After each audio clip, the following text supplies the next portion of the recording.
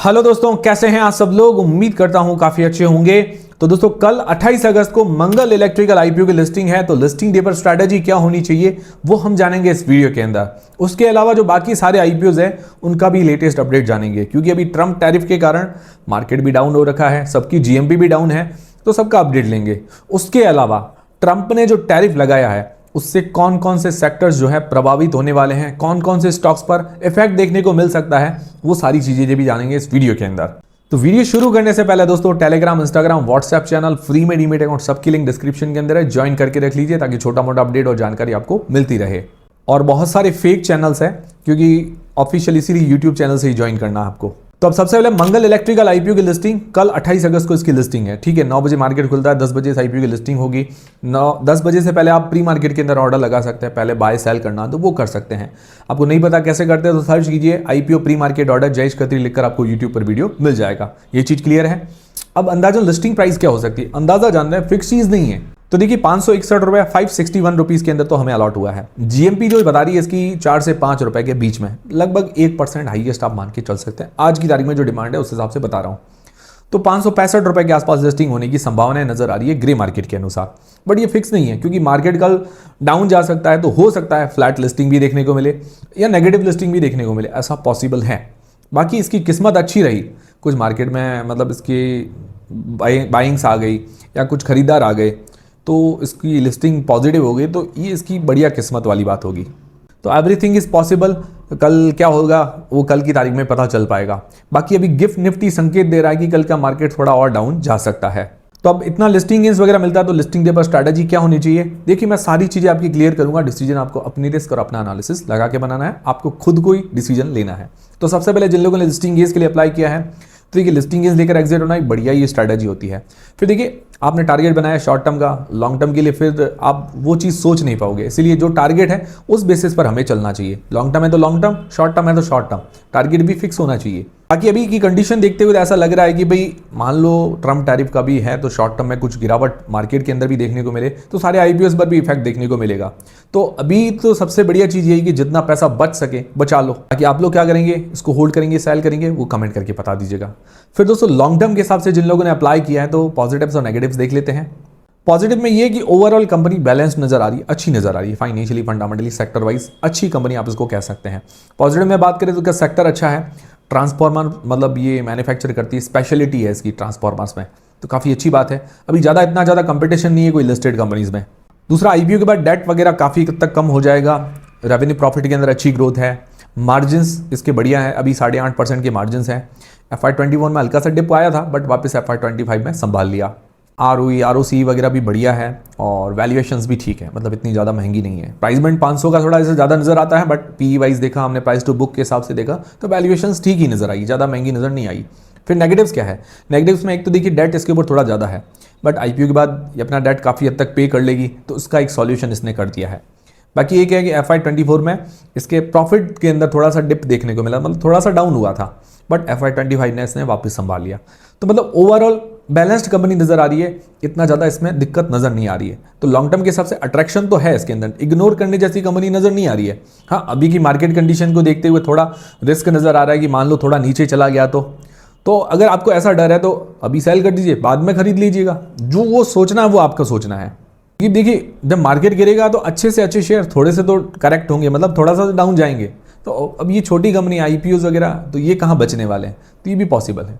बाकी देखिए लिस्टिंग वाले दिन क्या होता है, मार्केट मतलब कोई भी आईपीओ कितना ऊपर जाता है ये डिमांड पर डिपेंड करेगा, डिमांड एंड सप्लाई का खेल होता है। अब ये इसकी लिस्टिंग मान लो कि भाई अभी 2% डिमांड है, कल 10-15% 20% भी मिल जाए तो ये पॉसिबल है। लिस्टिंग वाले दिन कुछ भी हो सकता है। बाकी लॉन्ग टर्म में बाकी सारी चीज़ें इफेक्ट करती, फाइनेंशियल्स, फंडामेंटल्स, लॉन्ग टर्म में वो कैसा परफॉर्मेंस करेगा वो बाद में सारी चीज़ें खुलती है। 2-3 दिन बाद क्या आएगी, इस पर एग्जैक्ट मतलब बायर्स आते हैं, बड़ी बड़ी डील्स होती हैं, उसके बाद पता चलता है। अब ये चीज़ क्लियर है। अब आप लोग क्या करेंगे, इसको लॉन्ग टर्म में होल्ड करेंगे, सेल करेंगे, वो कमेंट करके मुझे बता दीजिएगा। और जो भी डिसीजन बनाए अपनी रिस्क अपना एनालिसिस लगा के बनाए। मार्केट कैप अभी इसका 1550 करोड़ रुपए का है अभी जो इस प्राइस बैंड पर, तो उस हिसाब से स्मॉल कैप है। ग्रोथ पॉइंट ऑफ व्यू से देखें तो अच्छी कंपनी तो है ही। बाकी अभी की मार्केट कंडीशन थोड़ी खराब है इस हिसाब से, ठीक है, ये चीज़ क्लियर है। तो डाउट्स क्लियर हुए हैं तो वीडियो को लाइक जरूर करें। फिर दोस्तों अब दूसरे जो आईपीओ है उनके अपडेट्स भी जान लेते हैं। विक्रांत इंजीनियरिंग का आईपीओ जिसकी जीएमपी अभी भी डाउन चल रही है 13% के आसपास, 13 रुपए पर शेयर की जीएमपी मान के चल सकते हैं। एनलॉन हेल्थ केयर का आईपीओ 5% के आसपास जीएमपी है, 5 रुपए पर शेयर की जीएमपी मान के चल सकते हैं। कल दोनों आईपीओ का फाइनल अपडेट का वीडियो भी मिल जाएगा। फिर दोस्तों अमांता हेल्थ केयर का आईपीओ जिसका रिव्यू का वीडियो मैं डाल चुका हूँ, जीएमपी तो काफ़ी अच्छी बता दी 17% के आसपास, 20 रुपए पर शेयर। बट इसके अंदर मैंने रिव्यू किया तब मुझे पता चला कि काफ़ी इसके अंदर नेगेटिव्स भी हैं। नेगेटिव्स मैंने रिव्यू वाले वीडियो के अंदर डिस्कस किए हैं, तो वो थोड़ा देख लीजिएगा, आपकी हेल्प हो जाएगी। ये चीज़ क्लियर होगी।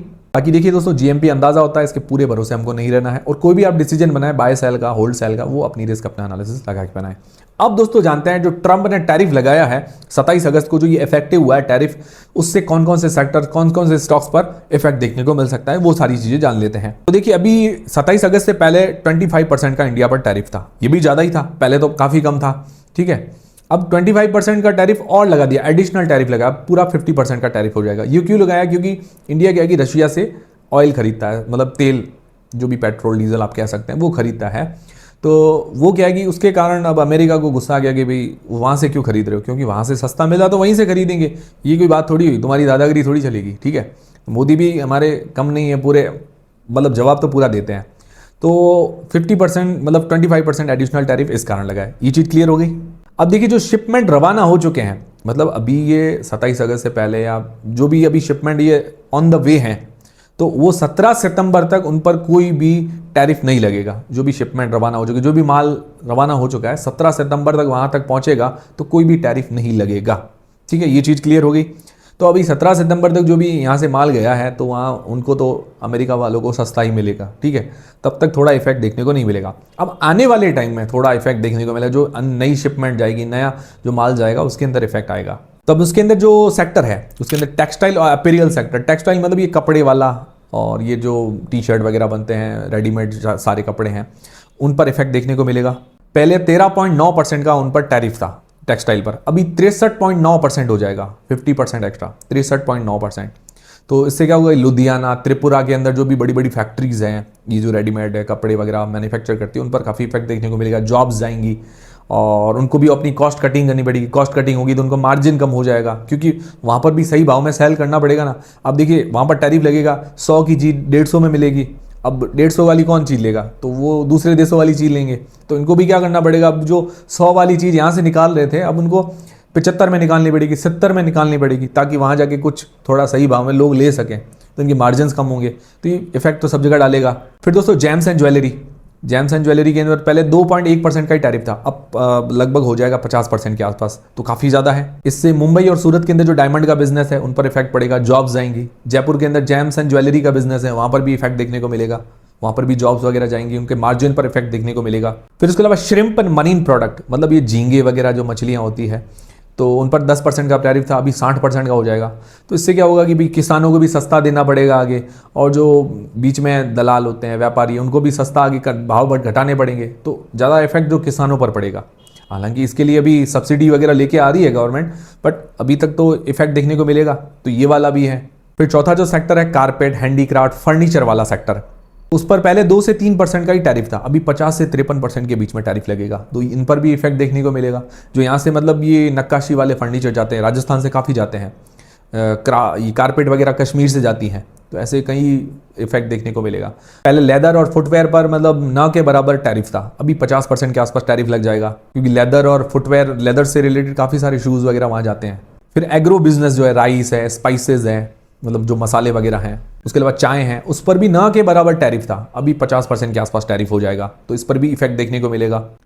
फिर जो टैरिफ से एग्जेम्प्टेड कौन है, मतलब कौन कौन से ऐसे सेक्टर जो टैरिफ से बाहर है, जैसे फार्मा सेक्टर है, उसको बाहर रखा गया है, क्योंकि फार्मा बहुत डिमांड है यूएस के अंदर।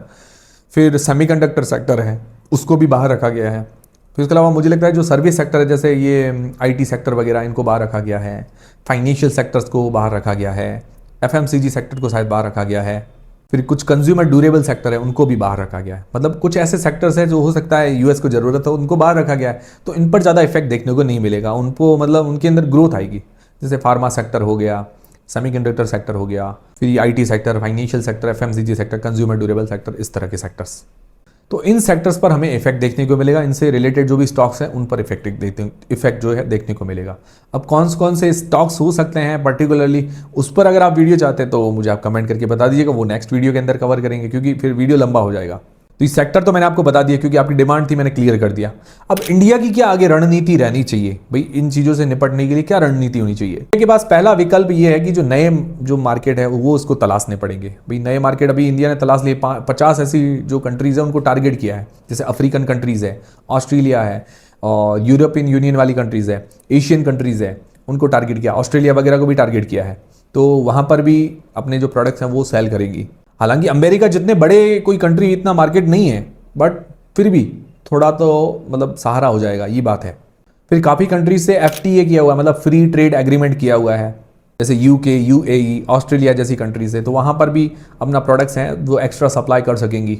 और यूरोपियन यूनियन की काफ़ी कंट्रीज से भी बात चल रही है। उसके अलावा एक और चीज़ ये हो जाएगी भाई, अभी 31 अगस्त को चाइना पर भी विजिट करने वाले हैं मोदी, तो रशिया, चाइना अगर भारत कुछ एक हो जाएं, ब्रिक्स का कुछ नया चीज़ लेके आए, US को वो टक्कर दें या कोई नई करेंसी लॉन्च करे, तो उससे टक्कर मिल सकती है US को, और नुकसान US को ही लॉन्ग टर्म में हो सकता है। फिर उसके अलावा इंडिया क्या कर रहा है, एक्सपोर्ट को प्रमोट करने के लिए एक्सपोर्ट प्रमोशन जो मिशन लेके आए हैं, उसके अंदर 2250 करोड़ रुपए का बजट लेके आए हैं।